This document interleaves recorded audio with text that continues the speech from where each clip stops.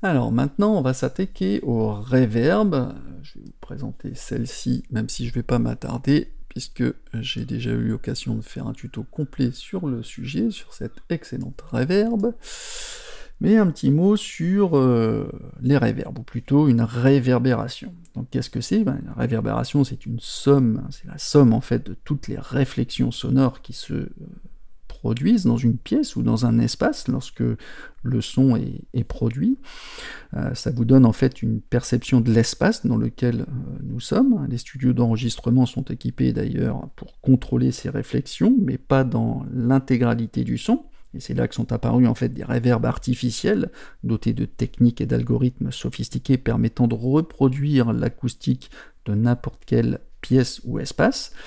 Ici, la RevPlate est une émulation en fait, d'une reverb à plaque. Je ne vais pas revenir sur la définition d'une reverb à plaque parce que j'ai déjà fait un tuto que je vous invite à consulter tout de suite pour tout savoir de A à Z sur ce plugin extraordinaire. Alors donc maintenant, on va voir la Rev Intensity que je vais mettre sur une piste vocale. On va dérouler le mode avancé, Advance. Alors, donc ici, on a une nouvelle reverb numérique. Alors, c'est vrai qu'avec l'arrivée de la technologie numérique, les plaques et les ressorts ont été remplacés par des unités numériques qui, grâce aux chaînes de délai numériques et des boucles de rétroaction, ont pu imiter en fait toutes sortes d'ambiances, des salles, des églises, etc. Et ce genre de reverb en fait est devenu un élément indispensable dans les productions sonores des années 80, et la Rev Intensity s'inspire donc des reverbs numériques classiques qui dominaient les années 80 et comme d'habitude complétées par d'autres fonctions signées Arturia. C'est une reverb numérique dite algorithmique, car elle utilise des algorithmes mathématiques pour reproduire plusieurs procédés. Alors sur quel type d'instrument on va pouvoir l'utiliser? Bien qu'elle soit polyvalente, ça fonctionne plutôt bien sur des voix, sur des chants et des chœurs, mais on peut les utiliser sur des batteries, des guitares, pourquoi pas, même si on sait que ce genre d'instrument préfère plutôt les reverbs à ressort ou à plaque. Mais on va prendre ici donc un exemple sur une voix. Alors je précise que la Rev Intensity n'est pas une réplique exacte d'une unité de reverb spécifique, mais plutôt d'un style de reverb algorithmique classique numérique. Au niveau du flux du signal, comme d'habitude, le signal est divisé en deux parties, une qui est non traitée, le dry, et une qui est traitée, donc le wet, avec l'effet de reverb. Dans l'unité qui est traitée, le signal va passer donc dans un pré-filtre, puis aller dans le moteur de reverb, où on va gérer la taille de la pièce avec le size et la distance, distance de la source sonore, avec donc, pour aller ensuite après dans le pré-delay, et ensuite aller dans le decay, le freeze, voire l'amortissement, le damping et les modulations, pour ensuite aller en filtre de sortie, le post-filter et le width pour la largeur, le rev level, on verra tout ça pour finir dans le dry wet. On verra tout ça juste maintenant. La plupart des paramètres pourront être modulés en temps réel par deux modulateurs avec l'enveloppe follower et le function générateur. Donc exemple ici sur une piste vocale, je désactive le plugin, on écoute. Oh, vanilla. Ok, et là je prends un preset par défaut. Oh, vanilla. Ok, on voit tout de suite que ça fonctionne plutôt bien, donc on peut augmenter l'intensité plus ou moins de la reverb avec le dry wet. Oh, vanilla. Ok, on va ensuite exagérer certains réglages pour se rendre compte justement des fonctionnalités principales de la Rev Intensity. Alors on peut commencer à activer le pré-filter et tourner le bouton ici des fréquences complètement à gauche. Et on va choisir un type de filtre, le low pass à 24 dB par octave. Et quand on fait lecture, et qu'on active bien évidemment le pré-filtre, Mais on se rend compte en fait qu'il n'y a quasiment pas d'effet. Car tout simplement parce que le plugin est en train de filtrer le signal traité, c'est-à-dire wet, et il ne laisse passer que le dry, donc c'est-à-dire le signal non traité. Même si on met par exemple le wet à fond, on va écouter, et ben il ne se passe rien. Tout simplement parce qu'il n'y a pas de signal wet. Il n'y a pas de signal traité. Ok. Si on remonte les fréquences progressivement du préfilter, et ben on va entendre de nouveau le son. Voilà, si on fait comme ça, uniquement le son qui est traité.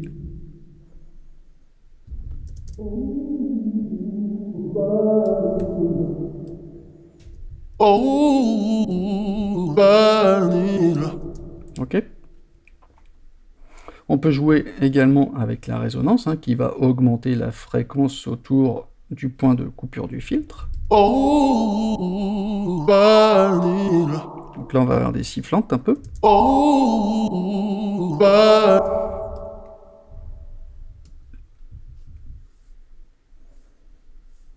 Donc on peut faire une écoute comparative avec le on-off. Oh, vanilla. Oh, vanilla. Ok, on peut vraiment être très subtil dans les réglages.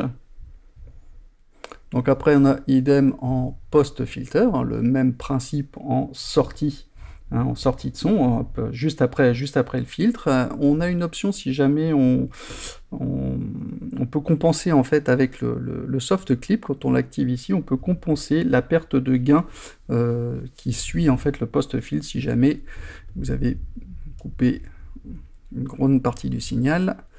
Hein, sachez que on met on et off, sachez qu'on peut compenser la perte de gain ici en activant le soft clip.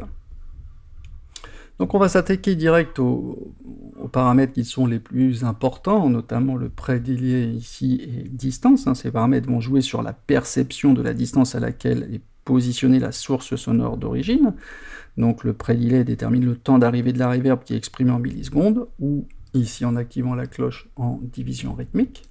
Oh, vanilla. Oh, Ou ici en millisecondes. oh, oh. Là, quand on l'augmente, on va laisser les premières impulsions de la voix passer et on va faire venir la reverb juste après les quelques premiers mots, les premières syllabes de la voix. Oh, vanilla. Ok, ou tout de suite. Oh, Donc, je vais couper mon préfiltre. oh, vanilla. Oh. Ok. Distance, eh ben, elle va ajouter de la distance perçue par rapport au signal sonore, le signal source. Hein. Oh, oh, Plus loin. vanilla. Oh. On double-clique hein, pour revenir au réglage par défaut. Size, ben, un élément important, il va déterminer la taille de la pièce hein, où se positionne le son. Donc c'est un paramètre qui va influencer beaucoup le decay, hein, c'est-à-dire le temps de déclin de la reverb. Si on utilise par exemple une grande taille avec un decay très grand, et ben on va se retrouver en fait avec des queues de reverb qui sont quasiment interminables. Oh, vanilla. Pareil, le petit panique. On double-clique hein, par défaut, pour revenir avec le réglage par défaut. Et si par exemple on prend une size minimum, comme ceci, avec un grand decay, on aura un effet un peu type environnement salle de bain. Oh, vanilla. Ok. Et sinon par défaut, comme ça, style ambiance. Oh, vanilla. Si on baisse la size, on va aller plutôt vers une room au lieu d'une hall. Oh, vanilla. Oh, vanilla. Ok.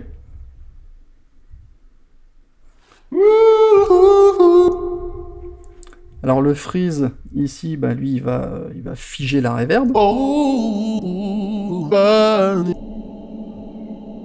Vous voyez, j'ai cliqué et la reverb est figée, même si j'éteins, si j'arrête la lecture. Ok. Alors soit on le libère, ok, soit vous cliquez ici sur panique. Le damping, c'est l'amortissement. Il faut savoir qu'en réalité, les hautes fréquences perdent de l'énergie beaucoup plus vite que les fréquences basses, et donc le damping permettra d'émuler cet effet. Oh, burning. Donc plus marqué quand on augmente. Oh, burning. Le width ici va modifier la largeur stéréophonique, hein, du mono, on va partir plutôt mono à gauche, avec une reverb, on va dire, monoisée, hein, surtout si on est à 100% wet. Oh, burning. Et on va de plus en plus vers la stéréo en allant vers la droite. Oh, burning. Ok.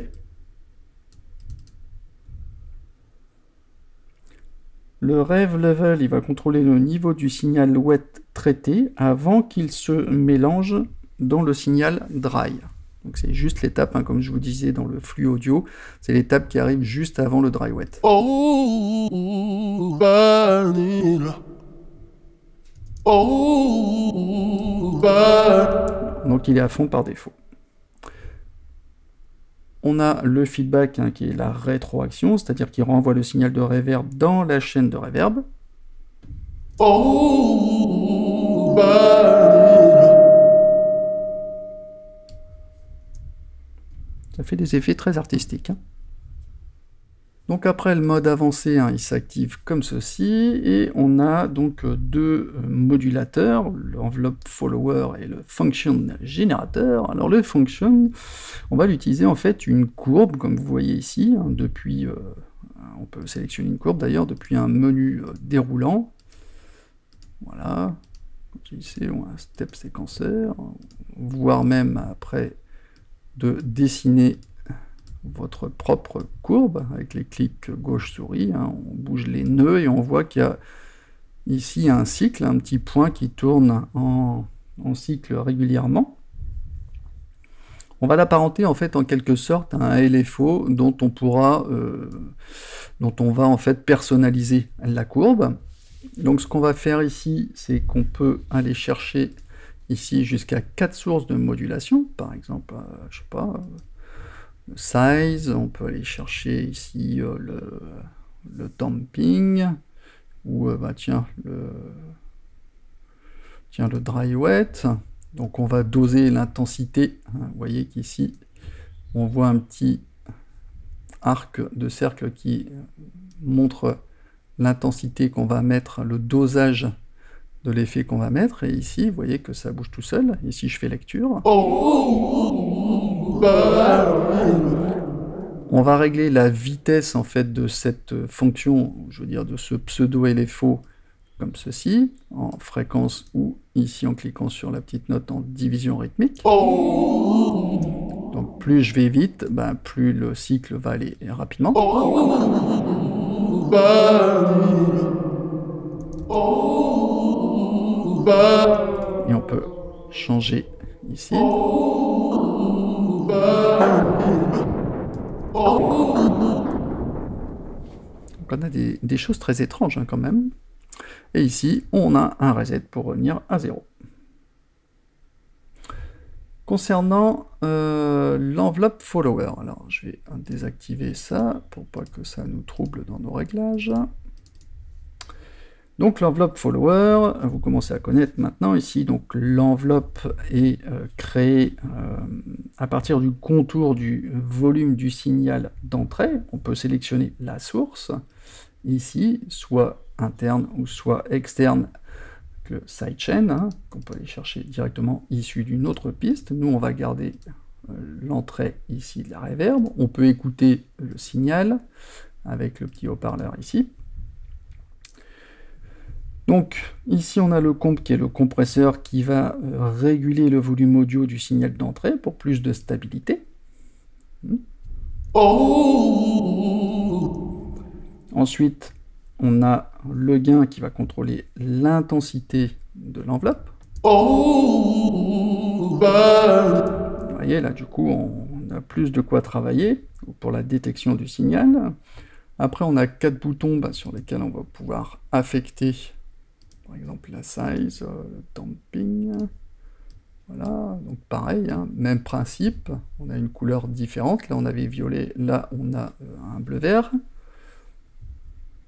Après, on a l'attaque et le release. L'attaque va permettre de déterminer le temps d'attaque de la détection de l'enveloppe follower, ainsi que le temps de libération avec le release.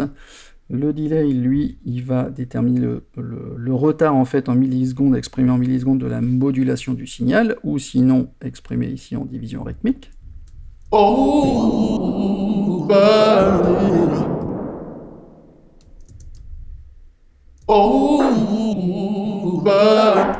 Je fais des réglages excessifs, hein, mais c'est pour que vous compreniez comment ça fonctionne. Ici, dans la section modulation, en haut, en fait, on a c'est un delay, en fait, un delay chorus interne qui est modulé par un LFO. Ça permet en fait d'apporter de la profondeur au son. Donc on l'active, désactiver, activer comme ceci.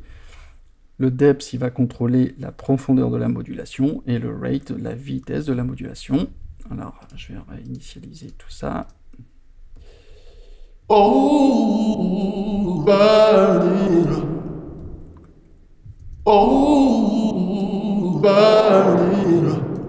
Ok. Toc, toc. Je désactive. Alors on a vraiment beaucoup de contrôle. On peut vraiment personnaliser. On a tout à portée de main. Il suffit d'activer ce qu'on a envie. Et voilà, le tour est joué. Et tout en bas ici, vous voyez le size inertia. On a 3 positions, low, default et height. En fait, c'est un... ce panneau-là, en fait, il va jouer en fait sur la réactivité du bouton size ici. Donc en gros, s'il est, par exemple, il est mis sur height, le bouton sera moins réactif, il sera plus collant, notamment si vous faites une assignation, par exemple une modulation sur le size. Si vous êtes en height, il sera moins réactif que si vous le mettez en low. C'est comme si on le bougeait, il sera ici moins réactif, plus réactif, et là entre les deux. Ok. Donc maintenant, on va faire un petit test avec les presets. Hop, histoire de voir ce qu'il a dans le ventre.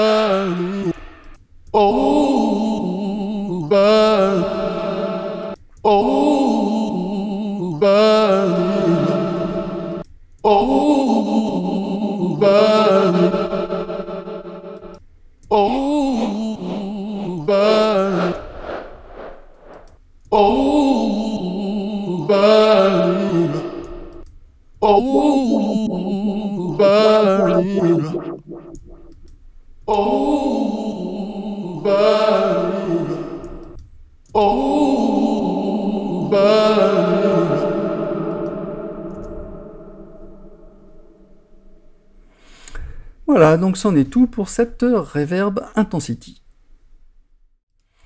Alors donc maintenant on va voir notre dernière reverb, la Spring 636, qu'on va toujours mettre sur notre voix, comme ceci, et on va activer le mode Advance. Alors qu'est-ce que la Spring 636? Donc ici encore une autre type de reverb, hein, appelé donc Springs, Springs pour ressort, qui est encore donc le résultat d'une modélisation d'une reverb connue, que je ne citerai pas. Et la qualité principale de cette reverb à ressort, c'est la qualité de la dynamique. L'onde doit parcourir en fait toute la longueur du ressort, ou des ressorts multiples, pour créer chaque réflexion. Et ce genre de reverb est principalement utilisé pour créer ou pour ajouter de l'ambiance, une dimension supplémentaire au son. On trouvera en premier ce genre de reverb sur les orgues Hammond, puis sur les amplis Fender, notamment le Vibroverb, et sur des combos de guitare électrique.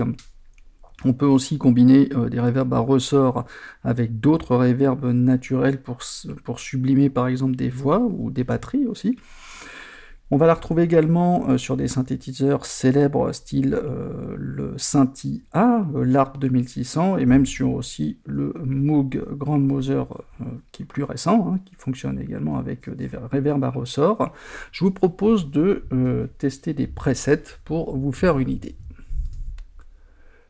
Alors, c'est parti.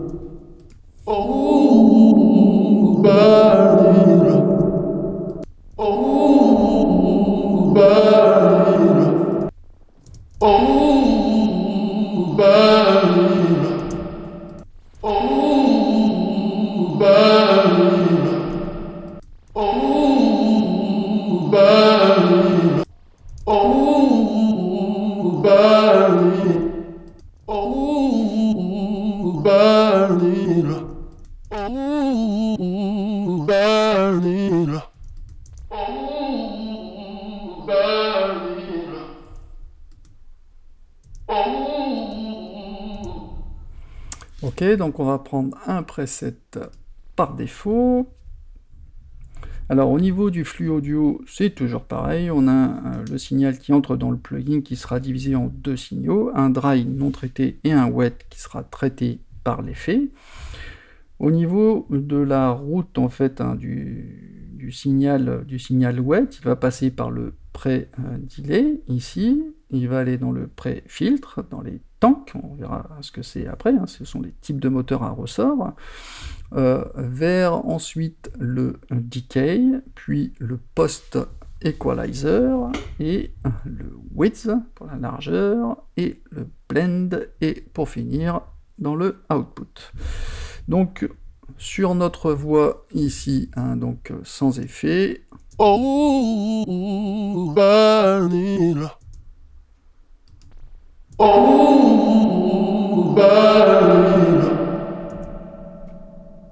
donc l'effet est tout de suite présent. Donc on peut jouer avec le blend ici pour baisser la quantité d'effet, hein, ça fait comme un dry wet, vers le préampli donc à gauche, et à droite on aura plus de reverb.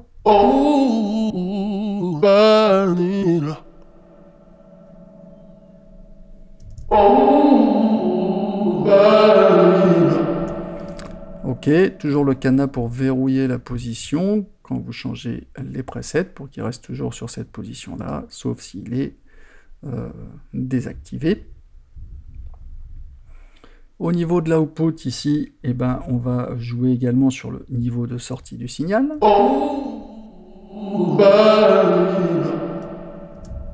On a ici une fonction link qui permet de linker, hein, quand il est activé, il va jouer en fait, il va être en relation directement avec le input.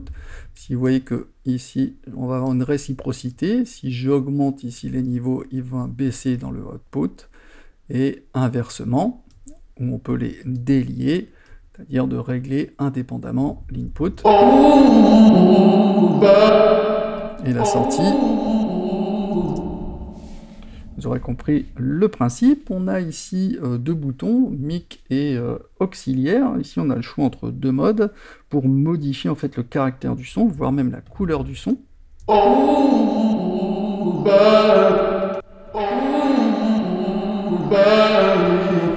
on a vraiment deux réglages bien différents. Le decay, lui, il va nous permettre de contrôler la durée de la reverb. Donc plus elle sera longue, bah, plus on aura de queue de reverb.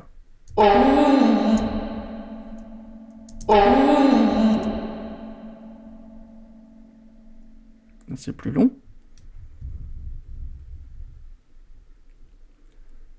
Je remets par défaut. Le width, lui, va affecter uniquement la reverb, en fait, hein, le signal. Au maximum, par défaut, on sera en complète stéréo. Et plus on va descendre, plus on ira vers le mono.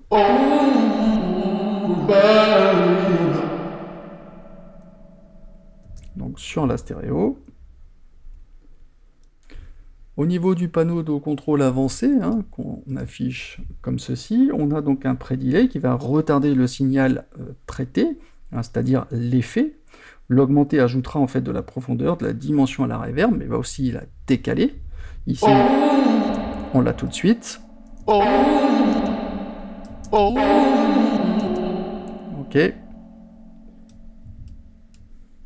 Ici, on peut activer le pré-filter. Il s'agit d'un filtre résonant de synthé. On va choisir ici la bande, des low pass, des high pass ou des band pass au milieu, en choisissant la pente, hein, exprimée donc là à 6 dB par octave, 12 dB par octave ou 24 dB par octave. Et ici, on aura donc la fréquence qui va correspondre au cutoff, hein, la fréquence de coupure du filtre.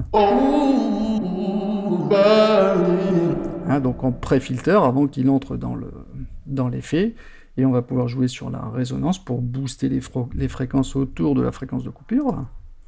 Alors évidemment, ça, il est accessible.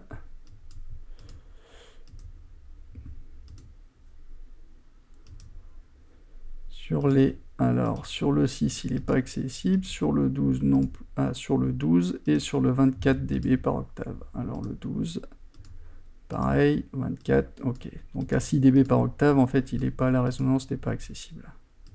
Du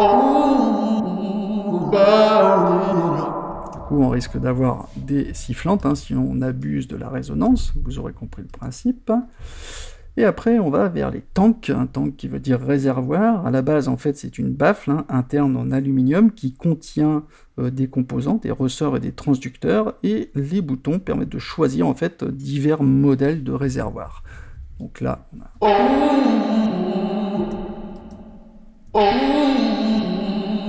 ça colore vraiment le son.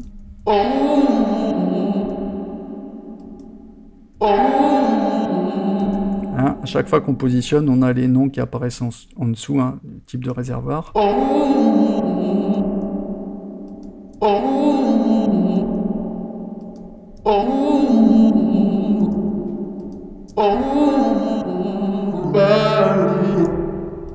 Donc on a plein de nuances. Et enfin, on a un post-equalizer, ici, donc avec un low cut, un high cut, et ici, au niveau des bandes donc intermédiaires, on va chercher, sélectionner notre bande de fréquence intermédiaire, rehausser le gain pour faire une belle, ou ici un creux avec une notch, et jouer sur la largeur de bande, donc en post-égalisation. Voilà, c'est à peu près tout ce qu'il y a sur cette reverb avec le on-off. C'est surtout, elle est simpliste, hein, mais elle est surtout super efficace et elle trouvera sa place dans votre arsenal de réverbération. Ceci dit, c'en est terminé avec les reverbs et on va directement vers les préamplis.